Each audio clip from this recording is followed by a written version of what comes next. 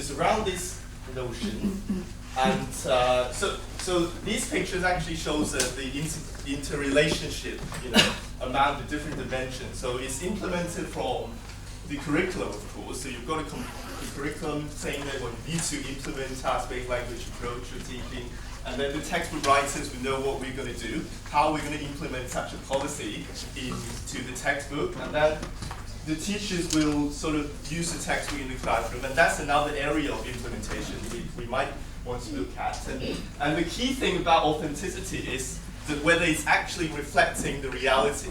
So, well, that's the purpose of English teaching or English language education usually, right? So the main focus will be on textbooks and the classroom.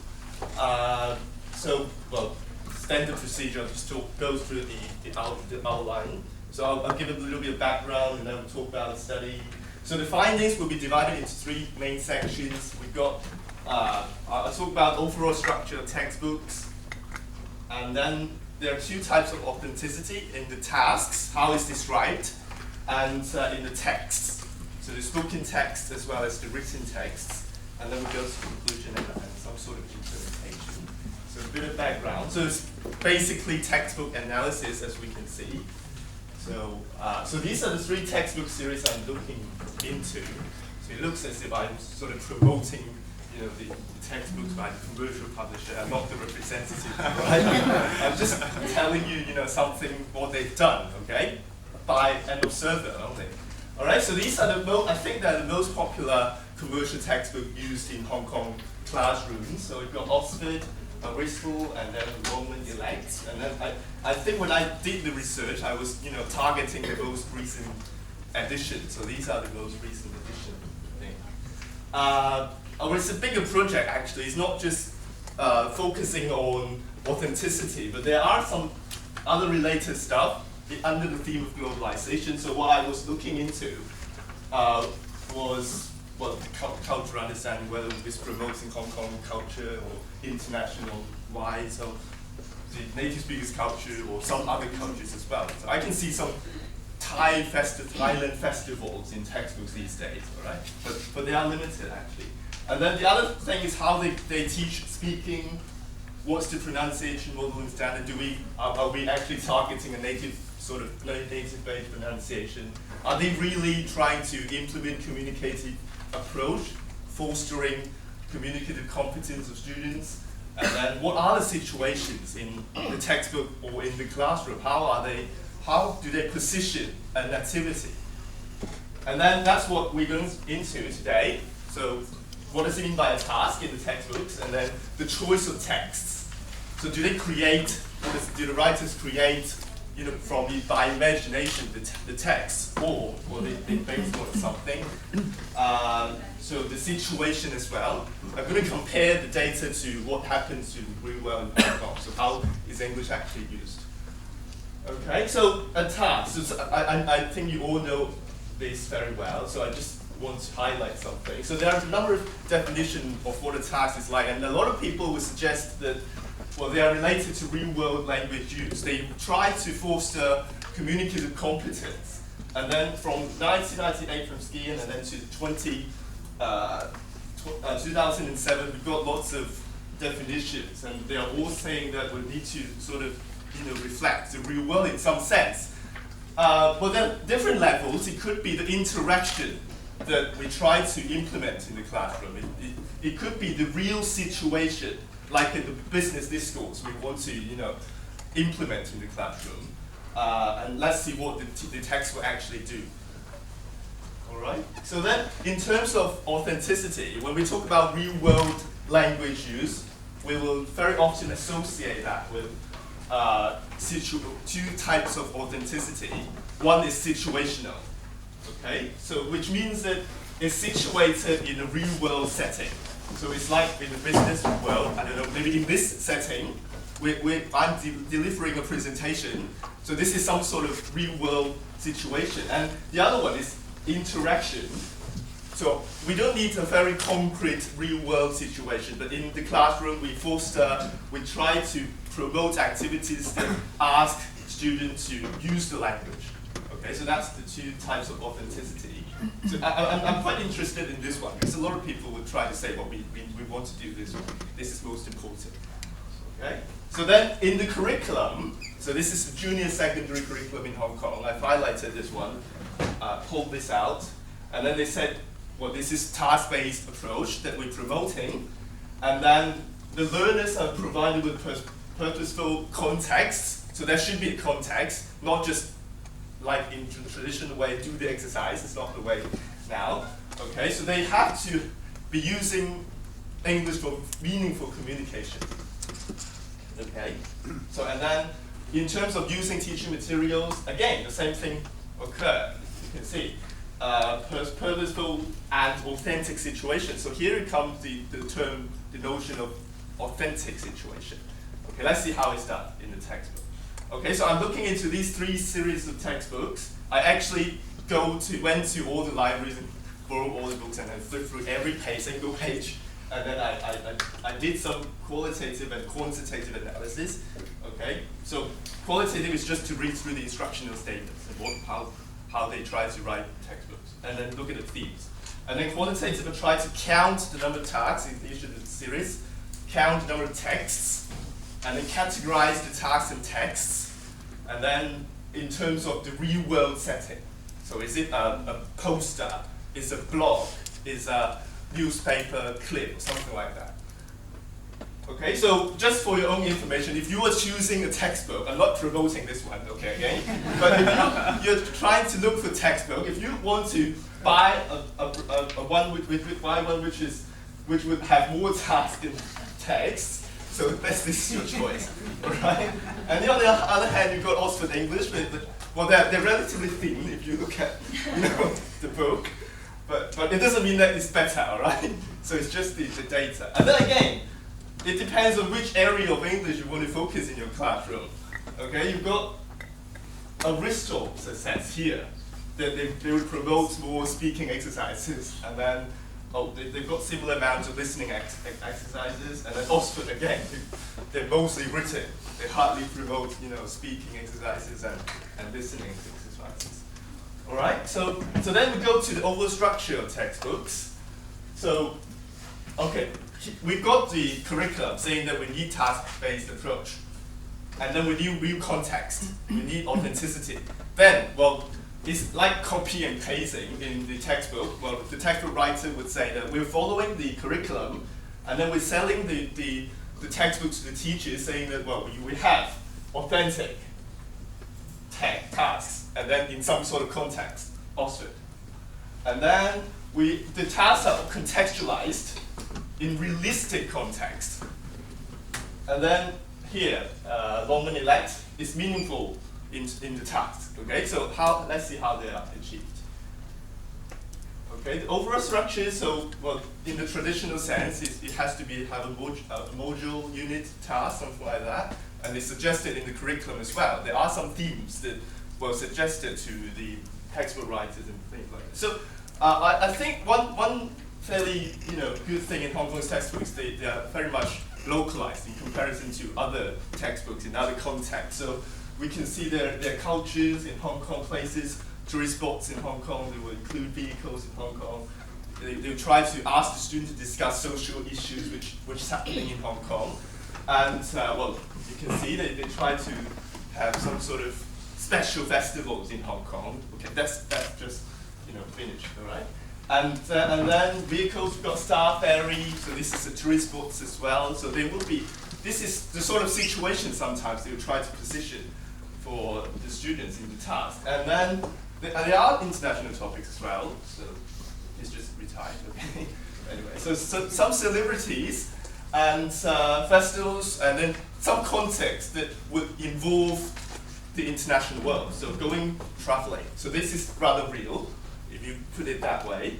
And then in a deeper sense, so we can sort of see in a traditional way in each unit, usually it would be like this. We have warm-up exercise, we have listening, vocabulary, grammar. So this is a discrete or a separate, rather isolated task.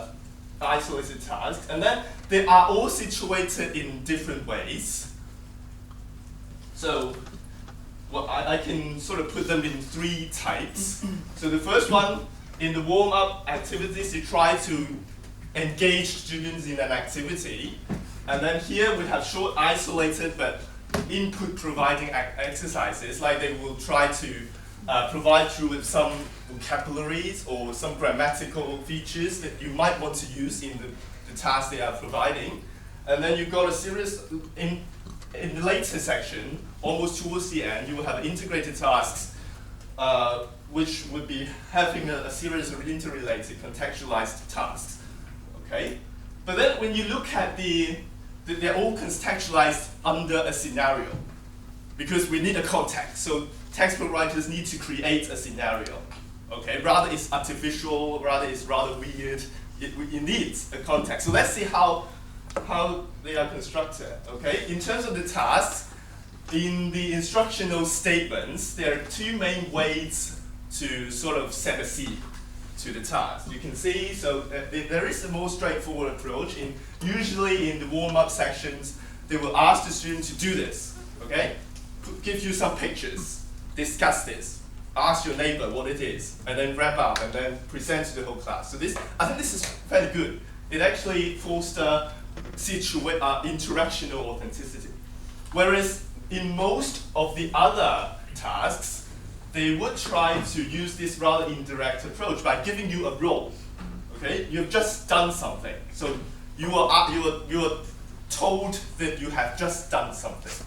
So something like, you've learned that some students in your schools are drug addicts. Don't know whether that's true. Okay, maybe. All right.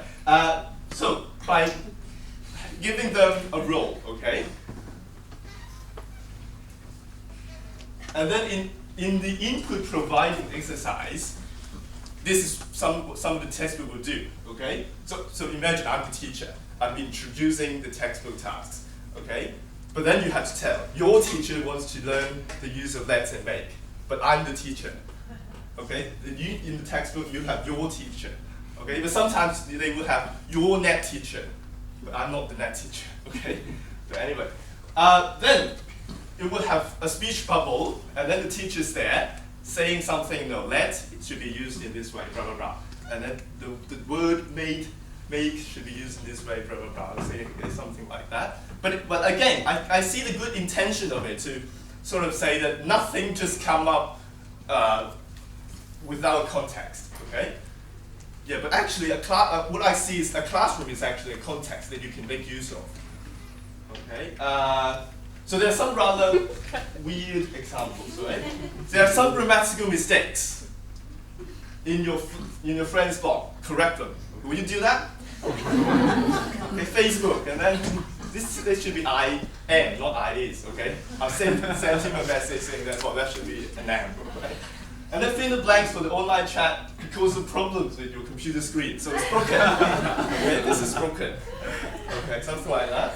Yeah. Identify the blurred word on newspaper advertisement. I don't know, it's got wet. Something like that. So this is some examples. But again, appreciate the intention to include a context. So it's a newspaper clip, all right? But it's got wet. I don't know. And then you can't see the word. And then you've got to guess what the words are. All right? So this is how they achieve authenticity. So this is the integrate. I think this is better because it's an integrated one. It's not an isolated task. So they have a broader context by positioning the student as a peer counselor at schools, guardian's office, and you've got to do a list of things, and which is related to that. I think that's a better one. As long as this is a role that the students can imagine, not something special, weird to them. Okay, I think that's okay. Yeah. Okay, so this is this thing like your net teachers want you to write a short story, but I'm not the net teacher. So you can see there are some characteristics among all these tasks. You can see the main via an indirect approach by giving you a role, giving you a situation, and creating a role, giving you a situation. But sometimes I would think, why don't you just use the direct way? Just do it. And then but you have to tell the teachers that you are the conductor, all right? You are holding the conversation with the students and make good use of that sort of context. Okay, but of course, I can see why the textbook writers would do it. So the other thing I'd like to do is a bit of analysis on texts. Okay, I think this is quite interesting. Maybe that's a bit small, but I try to categorize all the texts into these text types of genres, if you like the term. So they're mainly pictures with captions, okay, something like I'll explain that. But you can see different textbooks, they've got different preferences. So it's like, well, long and elect, they tend to use something like the school worksheets, because it's in the school, it's in the school context, they want worksheets for the students, all right? Then Aristotle and, again, long and elect would have something like a transcript of a conversation, a speech, a script of a speech, actually, and then you have some tables for you to, complete, fill up. Okay, so then, and Oxford, you've got notes, so I'll explain what they are. So these are the top 20 most frequently occurring texts in the textbook. So you can see, I can sort of try to categorize them into 3 categories. One would be some sort of a speech model provided to students.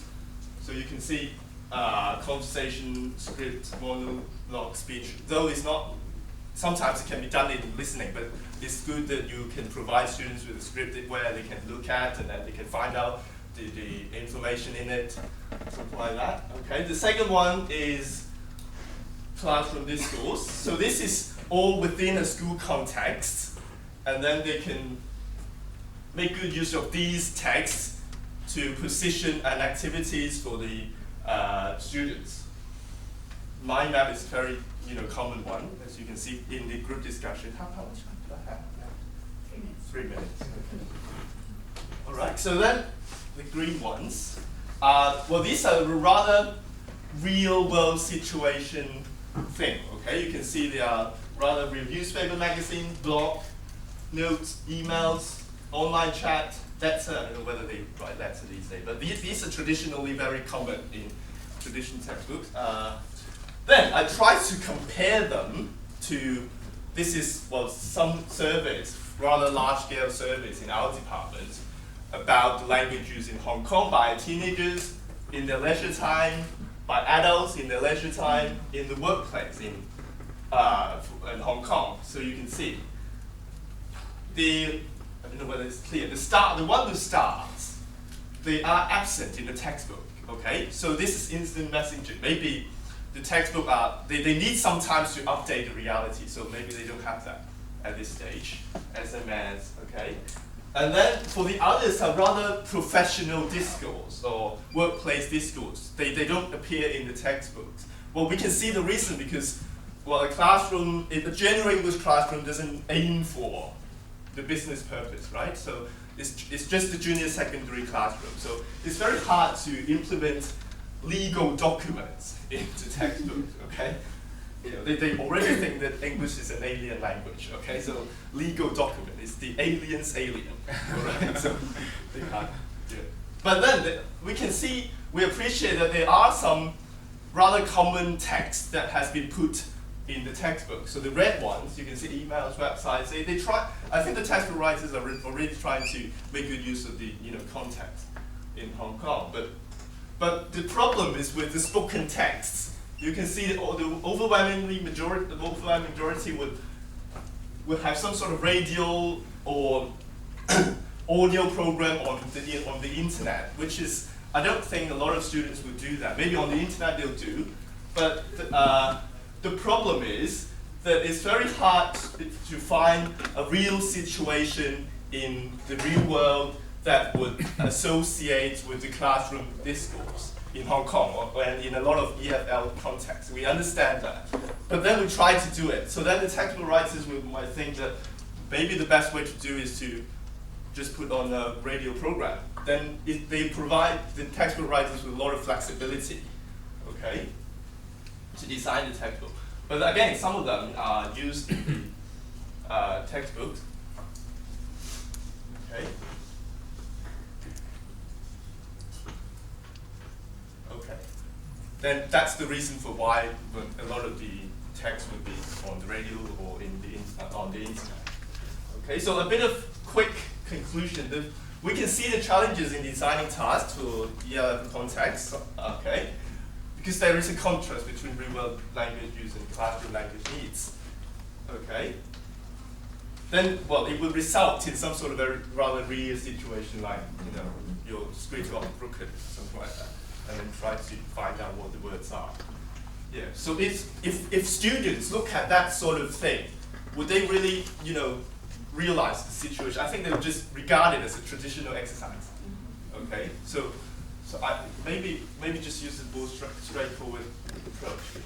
And there are a lot of local educational constraints, so you've got to deal with the examination, so say they would probably refer to the examination syllabus and then find out what the texts are, and then they don't have a lot of time. Okay, so they will have to use input providing exercise to give stuff to students, to give linguistic resources to students directly. Okay, so it's something called a rather weak form of ELT, task-based language teaching, but I think that's acceptable because, with these educational constraints. All right. So the other thing, the limited role of spoken, especially spoken English in the ELT context, then how can we achieve situational authenticity? So I do think that instead of doing so, we probably would have to promote interactional authenticity, involving them, engaging the students to work on spoken activities, ask them to discuss something, but of course it has to be meaningful. Okay, like we're going to make a poster for the whole class or something like make the board, and then we come together and discuss something. That's more kind of situational authenticity. Maybe, I don't know whether the textbook writer would have referred to empirical studies about what the texts really are in Hong Kong context, but I think that would have some valuable inputs. Okay, to the textbook writers. Yeah, so that's the end. All right. So thank you very much.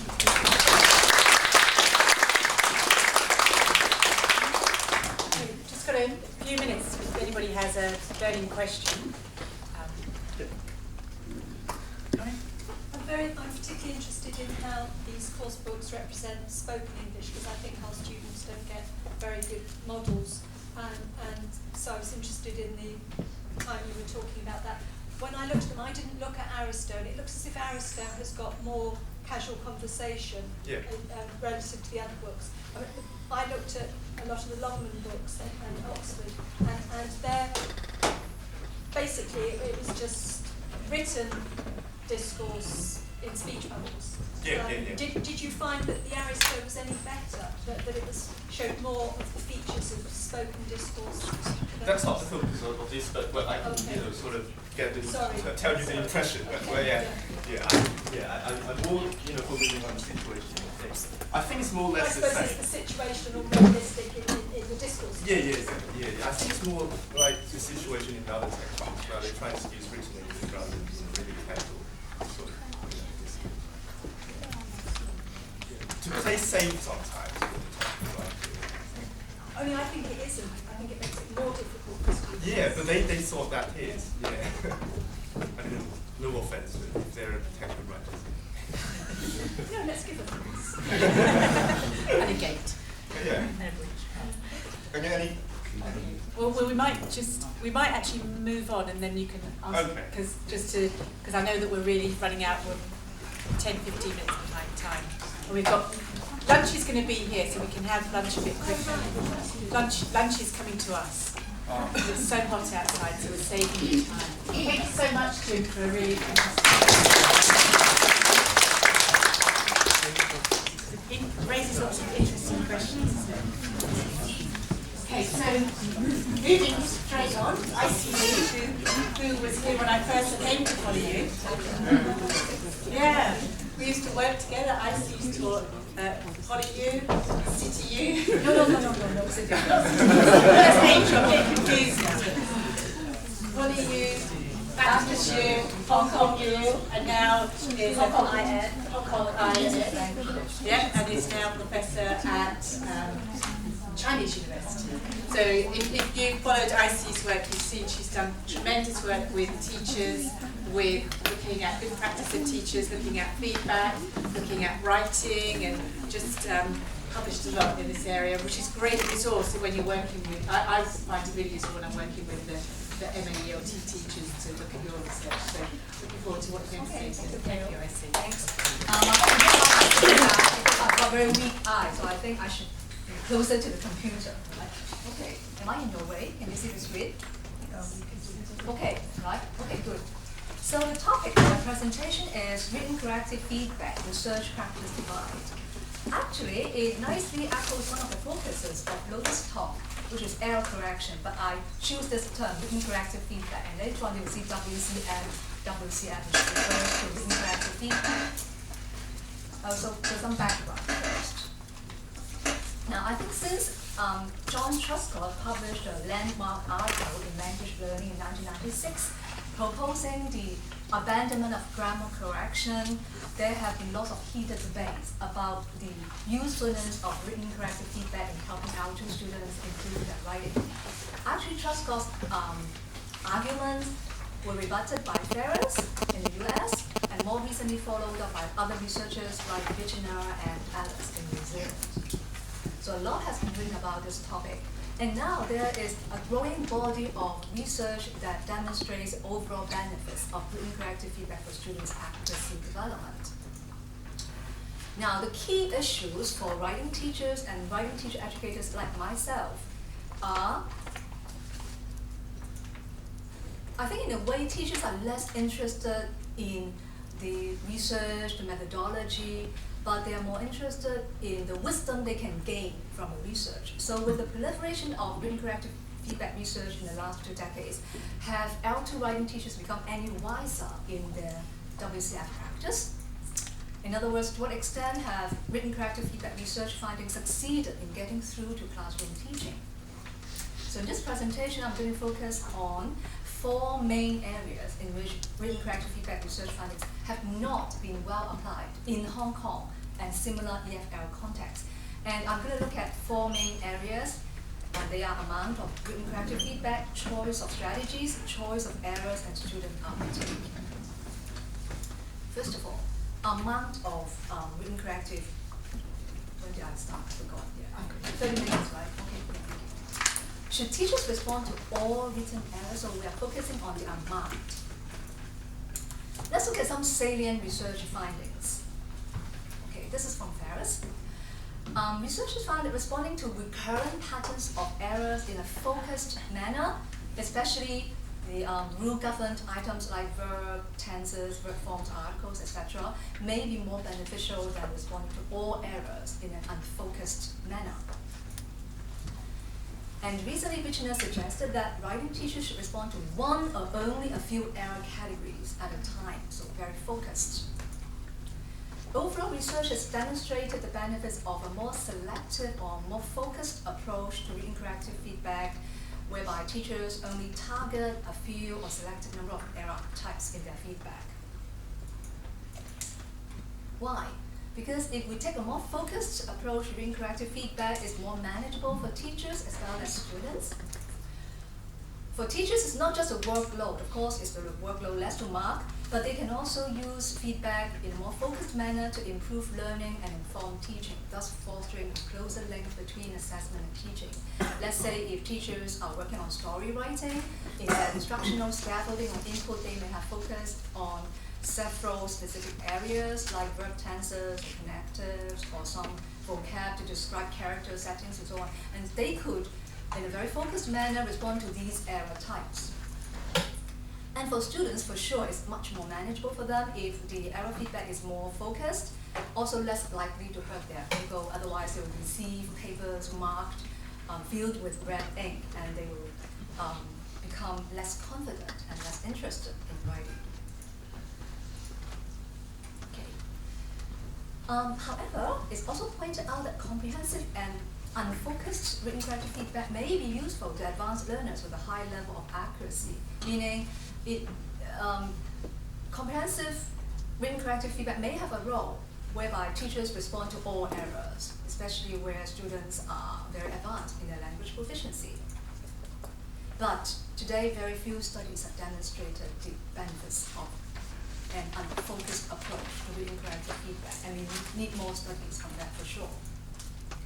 So overall, the thrust in current written character feedback research is that a more selective focused approach, especially involving those errors, the rule-based error categories, is useful and helpful, particularly to students of lower language proficiency, and is also more manageable and motivating.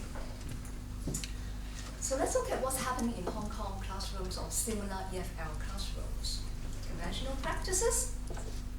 Students, any writing teachers here? Secondary school teachers? Okay, I think we are very used to this approach. We have to mark all errors, and this is our responsibility as a language teacher. If we fail, complaints from parents, as Winfred suggested, or from your department head or principal. So teachers pay meticulous attention to errors. They become editors themselves. Why? They work the hardest rather than the students. Several reasons. First is the apprenticeship of observation. Their own teachers marked their own writing in a very, very detailed and meticulous manner. So they think, oh, it's our responsibility. Also, their senior colleagues also mark writing like this. Second reason is their own beliefs influenced by the more is better maxim in Hong Kong. More quantity, more writing, more pieces, right? Using up your red pens, 10 in 1 month, right? So you have to mark a lot of writing. Thinking that the more errors they respond to, the more responsible teachers they are. Third reason, influence of the socio-cultural context, policy, the so-called policy of the English panel or department in Hong Kong schools, the pressure from school administrators and parents, and the staff appraisal system. In some of the staff appraisal forms I've seen, I mean those used in Hong Kong schools, usually there is a question or an item about teacher feedback to compositions. And there may be boxes for the administrators to take. Quantity of feedback is one of the boxes. Quantity is more, maybe better for school administrators. Okay, let's move on to the second area, choice of strategy. So what strategies should teachers use in writing? Okay, let's look at some salient research findings. Very conflicting, okay, about the efficacy of different WCF strategies, such as direct or indirect. Direct meaning teachers underline, point out errors, and provide correct answers. Indirect meaning teachers underline without giving correct answers. They could use codes without using codes. Okay.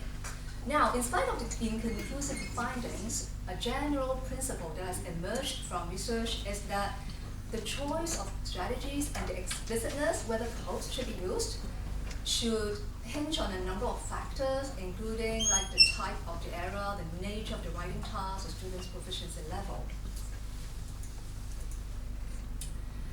For indirect written corrective feedback, the benefits are it can allow greater cognitive engagement. Students can really think about what errors they have made, and in general is more valuable for their long-term writing development. And it may be best to give indirect written corrective feedback to treatable errors which can be fixed by students, errors that students are able to self-correct because they are rule-governed.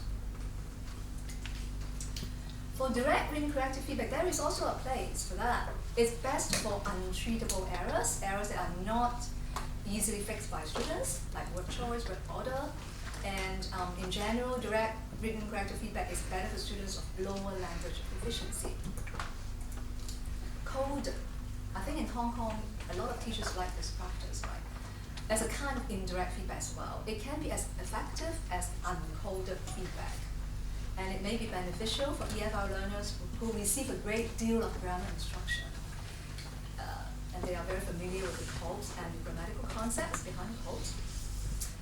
But it may not be useful if teachers use the error codes for grammar items that students have not yet mastered, which is sometimes the case in Hong Kong classrooms. So it's best to use a combination of direct, indirect, coded, uncoded to suit different learners, different tasks, and different error types. Okay, let's look at what's happening in Hong Kong classrooms, or EFL classrooms. I think teachers' reading corrective practice is rather haphazard in this sense, not well informed by research or theoretical principles. Two extremes are generally found. One is, some local teachers tend to emphasize coded over uncoded feedback. I heard in some schools it's a kind of policy, if possible, try to use codes. Reason? I think the local curriculum guide has a section with a recommendation about coded written corrective feedback, suggesting that teachers can indicate mistakes. So it's a quote here. So the learner can correct them using a correction code to alert learners to the kinds of mistakes they have made, without really explaining the context, the situations where coded written corrective feedback is best used. Some teachers go to the other extreme and they provide direct written corrective feedback to the majority of errors without really taking into consideration the error type, the student's language proficiency. Why? Again, I heard teachers say this. I just want to save the trouble of having to answer students' questions in a large class size, because then students will line up and they wait for their turn to ask questions. And also in Hong Kong schools, students are usually required to correct their mistakes, and they call it corrections. And this can also save teachers the trouble of correcting the students' re-corrections and then re-corrections. Okay? So whether it is direct or indirect, coded or uncoded written corrective feedback, teachers do not appear to be fully aware of the fact that the choice of strategies should be based on principled approach. I hope it's not teacher bashing. So I'm trying to hedge this. They may not be fully aware. They may be aware, but their hands may be tied. Okay, the third area, choice of errors. So which errors should teachers correct? Research findings? Again, not very conclusive. So different researchers have different suggestions. So in red are those which are recommended. We should focus on errors rather than mistakes, more on systematic inaccuracies rather than the slips like mistakes, right? Local versus global errors, okay? Local errors that impede communication, that don't impede communication, but global errors that impede communication. Treatable errors, rule-governed errors, which I have mentioned before, or high-frequency errors versus low-frequency errors. Why? The student's uptake is possible only when they can really notice and understand the reasons for the written corrective feedback the teacher provides. If they don't understand, it's hard for them to fix the errors. So the choice of errors for written corrective feedback is crucial, because written corrective feedback given to some errors may facilitate deeper processing than others. Okay, let's look at our common practices in Hong Kong similar EFL contexts. Now, I think the majority of teachers in Hong Kong mark all written errors. So they fail to really make a distinction between mistakes, errors, local, global errors, treatable versus untreatable, and so on. And written corrective feedback tends to be performed perfunctorily. Teachers don't really pay attention to, or think, they don't have time, I think, and the energy to do that. And think about which errors they should correct and why and what strategies they should use. Okay, the fourth area, student uptake. So are students able to correct errors based on written corrective feedback? This is an absolutely important question. Let's look at the salient research findings. Well, written corrective feedback is one thing, but student uptake quite another. We can work very, very hard to point out errors for students, but can students really notice, understand, and correct the errors? Now, several factors affect student uptake, and I think teachers have to be aware of these factors, including, has it ever occurred to ourselves that even when we mark errors conscientiously, sometimes we make mistakes? We do, right? So teachers' inconsistent or inaccurate error corrections could be very harmful. I remember in one previous study I conducted quite a number of years ago, I administered an error correction task to serving teachers. I gave them a student text. They had to mark errors in the way they usually did, right? And I analyzed teachers' error corrections, and to my surprise, I found that slightly over half of the teachers' error corrections were accurate. the others, some were unnecessary really, and some were inaccurate. Okay, maybe teachers, again not teacher bashing, right? But teachers may be tired. They may be, in usual circumstances, and they may lack grammatical knowledge of certain errors. And confusing correction symbols or codes may be a problem. Students' lack of motivation and their unwillingness to engage with teacher in corrective feedback, right? In some Hong Kong schools, in some classrooms, students are so fed up with the red ink that when they receive a marked piece, they just look at it, oh, so many errors again. They are disheartened, and they lack motivation to really engage with teacher feedback, however hard-working the teacher is. And another reason could be their lack of readiness to acquire certain grammatical features simply because they are not ready developmentally. Okay? Okay, let's look at some of our conventional practices in local classrooms. Again, teachers may not be fully aware of the possible threats to student uptake. So threats could include too much error feedback, too much red ink, too discouraging, right? Or themselves marking until 1 a.m. or marking on the MTR, which does happen. And sometimes error correction could not be very consistent or accurate. And they continue to spend a large amount of time correcting errors and taking this risk, risking giving inconsistent, inaccurate correction due to fatigue or burnout. And they continue to write lots of detailed written comments on student texts, which may not be legible. And the ironic thing is they don't ask students to redraft. Okay, so it's just a correction, mainly focusing on errors. And they fill papers with circles, codes, marginal comments, underlines, different things. But such feedback is going to, or likely to, confuse, discourage, and frustrate learners. So in giving written corrective feedback in a pretty unfocused manner, teachers tend to ignore the issue of learnability as well, whether their students are really developmentally ready for certain grammatical features they want students in their feedback. Okay, remember what Lotus said? Relevance, application. So what might the relevance of these research findings be? You notice I've been very careful and tentative. I've been using a lot of hedges. What might be the relevance? In terms of the amount of written corrective feedback that is focused versus unfocused, we know that teachers in Hong Kong and similar yet our contexts have been practicing unfocused and comprehensive written corrective feedback. Is it wrong? Is it a sin? Not a sin, right? They think that they are doing students a great service. But given the current research findings about the benefits of focused written corrective feedback, especially for lower proficiency learners, EFL teachers should critically reflect on their practice and rethink the extent to which errors should be marked. I think it should start with rethinking and challenging some of their assumptions, right? And I believe that classroom-based research is much needed to explore the benefits of focused written corrective feedback. As for the choice of written corrective feedback strategies, teachers need to think of how they choose their strategies judiciously, take into consideration error types, writing tasks, their students' proficiency level, and individual student needs.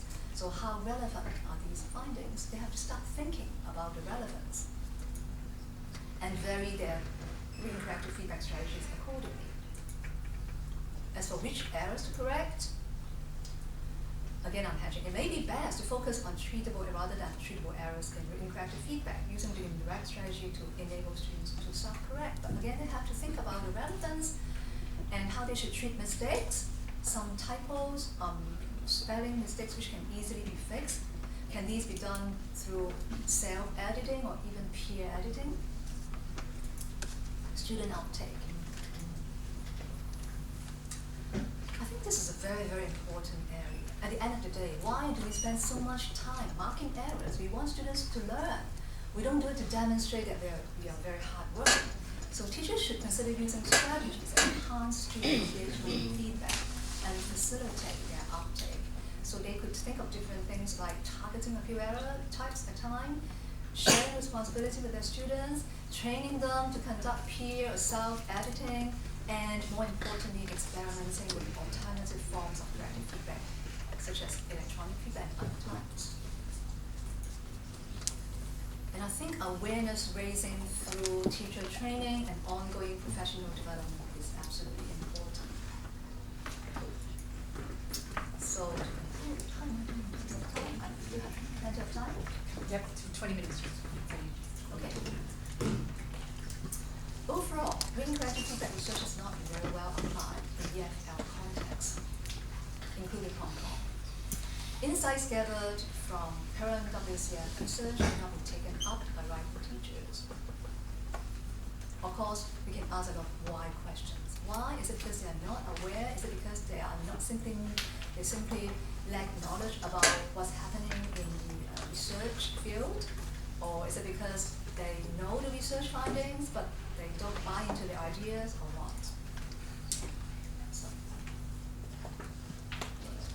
So in order that written corrective feedback research can be used to improve pedagogy, teacher preparation in written corrective feedback is crucial to help them keep abreast of developments in the field, reflect on their practice critically, and bring improvement to teaching and learning. Second language acquisition-oriented experimental studies can of course produce great findings about the role of written corrective feedback on students' written accuracy development. But I think naturalistic studies in real classroom context are needed to investigate the applicability or relevance of written corrective feedback research findings. And there is a great need for classroom-based research. I've been emphasizing this, right? That explores how teachers give feedback in specific contexts. Like, for example, we have Band 1 schools, Band 2 schools, Band 3 schools. We have primary schools with students of different language abilities. So these are different contexts. We can also investigate teacher beliefs, their concerns, students' motivations, their proficiency levels and reactions, institutional context, and how these factors can impinge on teachers' written corrective feedback practices. And I think, this is my last slide. The last thing we really want to see happen is that teachers spend a lot of time, energy, marking writing without making a real difference in students' written accuracy development, which seems to be happening in many EFL classrooms, including Hong Kong. Thank you.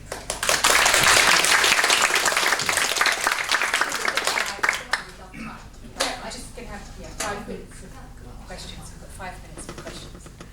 I knew Graham was going to ask a question. Oh, well. No, do, please. I like your work very much. Thank you. Very useful. Thank you.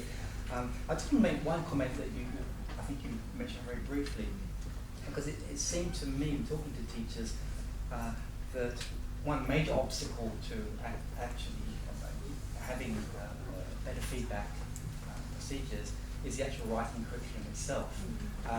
If you're in a situation where you have to, the students have to produce a quota of written products every semester, and these have to be graded, then the purpose of the feedback tends to be assessment of the students rather than towards producing a better text. And when there's no drafting at all, then the feedback, in a sense, becomes irrelevant to the